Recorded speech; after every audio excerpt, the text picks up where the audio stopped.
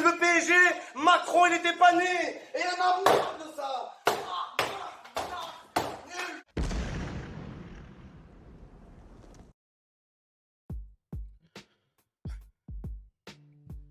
Guys, it feels like a defeat. You know, I shouldn't be really discouraged like this after a draw, you know. The draw was predictable because it's Manchester United against Chelsea. For years, we don't beat each other. It's always a draw or they win. But the circumstance of the last minute goal from United, it just makes it feels like a defeat. So for me, it's a defeat. For me, it's 2-point dropped. I feel bad.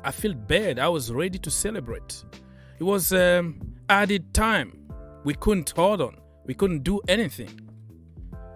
So I don't even know where to start. But listen, I am going to blame Graham Potter today. Hold on. I'm not going to get here to out. I'm not in that category of people, right? Just because you are not happy about somebody that you're going to ask for his head. I'm not going to do that. Because people were expecting I told you moment so they can say, oh, you need the same energy the way you did with Thomas Tuchel. I don't have to justify myself or explain to anybody. I never asked for Thomas Tuchel to go. I even asked for him to be given 10 years and be promoted as the manager because I'm sick and tired of short-term managers at Chelsea Football Club. I don't have to justify myself. Everything is on the record. Nobody defended Thomas Tuchel than me. But the problem with cultists is you have to press, kiss people asses all the time. Even if they are not doing good, you have to press and lie to yourself and lie to people. I'm not a cultist. 1-1 at the end, people. We got a penalty like 86th minute. Jorginho Frello, he scored it. And you're thinking, wow, masterclass from Potter, you know, because the subs made the difference. They got a penalty. Now is the game management. I said it on Twitter. I said it on the live stream. We need to put John Obi Mikel. Somebody who can protect that midfield because it was open. It was hologram. Everybody could run.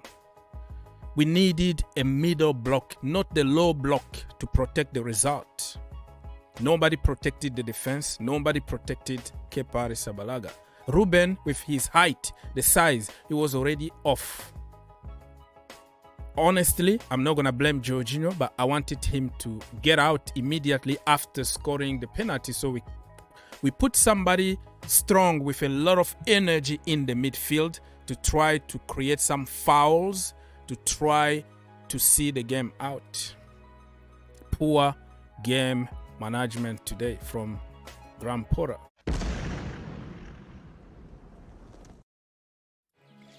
Anyways, my people, very quickly, Casemiro won the man of the match, of course, because he scored the last minute.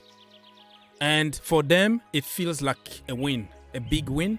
And for us, it feels like a big loss because it's the last minute. Kepa Arrizabalaga came second because he conceded that header. But listen, I always tell you that Kepa still has his flaws, but his flaws are natural. Like, he can't grow anymore. He's a short goalkeeper. What do you expect him to do? Probably you have to prevent that cross from coming to the box, or you have to mark Casemiro and mark other people. We didn't do it, so I don't want to hear anybody blaming Kepa Arrizabalaga today. So Graham Potter need to answer to some questions because the starting 11 was questionable, you know. We all know that Ben Chilwell and Cucurella from the left-hand side never worked and never will. Probably, I'm not going to say never will, but we have to find a way to make it work. But for now, it's not working, so you don't do the same. And I like the way he did, Graham Potter. He made a change immediately. He was like, you know what? I made a mistake. Let me correct it. And in the midfield, I don't want to get to Jorginho because he's not the only problem. But when you need a little bit of protection and physicality, Jorginho is not your boy. He scored a penalty though, so you have to give it to him. But when he needs to be protected, and people are going to blame the guy that they don't like because it's Mason Mount, because it's Ruben. They are English and they're from the academy, so it's an easy target. But if you look at other positions, Raheem Sterling, what the brother was doing, I don't know. I don't understand what Raheem Sterling was doing on the pitch. I don't know if they have some kind of contract, okay, my people? Some kind of contract that they have to play 60 to 75 minutes before. I don't know if you have to pay them extra money if they don't play a certain amount of minutes. Raheem Sterling and Jorginho Frello, I don't know. I'm not blaming everything on them, but the weakest link, if you have to choose from every position, you will see that those brothers didn't help a lot. So Chelsea had 47% possession. Manchester United really dominated from the get-go, but that was expected because their project been there for longer than us. Ten Hag get his own players. Potter don't have any player. He need to work with a bunch of players that were chosen by another manager. I'm not complaining about that because he's getting the best out of them. Listen, in a normal game last season under another regime, we are losing this game for sure. We were going to lose this game. Mendy was going to be in goal. Jorginho was always going to be there with Kovacic. We are losing this game under the other regime. So don't come here and tell me nothing changed.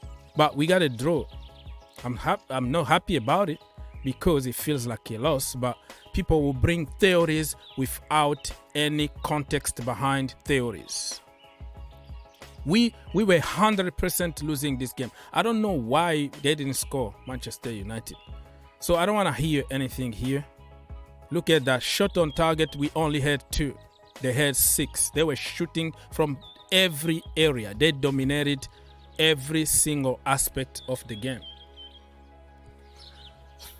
My goodness. So I don't know, man. Like I said, I don't want to really get on just one individual. Or blame Jorginho because you don't like him, or blame Mount because he's from the academy. Listen, Mount was poor. He was poor today, but don't tell me that he was better than Raheem Sterling. Sterling need to improve. He's my brother, but you have to tell the truth.